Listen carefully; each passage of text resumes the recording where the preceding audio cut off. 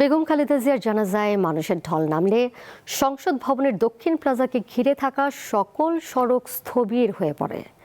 মানুষের চাপে মরদেহবাহী গাড়ি পৌঁছাতে বিলম্ব হয়, ফলে জানাজা ঘোষিত সময়ের চেয়ে 1 ঘন্টা পর শুরু হয়।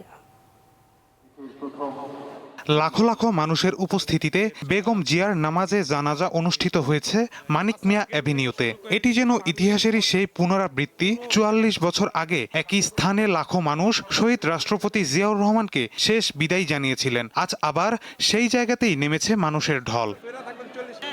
বুধবার রাজধানীর মানিক মিয়া অ্যাভিনিউ ছাপিয়ে জনস্রোত আছড়ে পড়ে আশেপাশের কয়েক কিলোমিটার জুড়ে। যেদিকে চোখ যায় শুধু মানুষ আর মানুষ। দলমত নির্বিশেষে শোকার্ত মানুষের এই ঢল প্রমাণ করল রাজনীতির আপোষহীন নেত্রী বেগম খালেদা জিয়া মানুষের হৃদয়ে কতটা গভীর স্থান করে নিয়েছিল।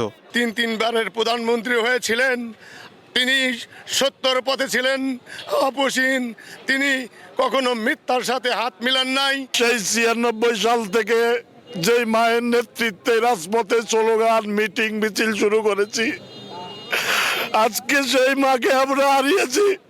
বিকেল ৩টায় যখন জাতীয় সংসদ ভবনের দক্ষিণ প্লাজায় বেগম জিয়ার জানাজা শুরু হয়, তখন রাজধানীর মানিক মিয়া অ্যাভিনিউয়ের আশেপাশের সড়কগুলো কার্যত স্থবির হয়ে পড়ে। মানুষের মুখে মুখে তখন বেগম জিয়ার স্মৃতিচারণ। দেশনেত্রী বেগম খালেদা জিয়াকে যাতে আল্লাহ তাআলা বেহেশত নসিব করেন। আমাদের প্রিয় মা মারা যাওয়াতে আমাদের প্রিয় মার শূন্য স্থান পূরণ করবে ভারপ্রাপ্ত চেয়ারম্যান জনাব তারেক রহমান, যিনি সম্পূর্ণভাবে দলমত নির্বিশেষে সকলের ঊর্ধ্বে থেকে উনি চেয়েছিলেন এই বাংলাদেশ এক পরিবারের মধ্যে থাকবে।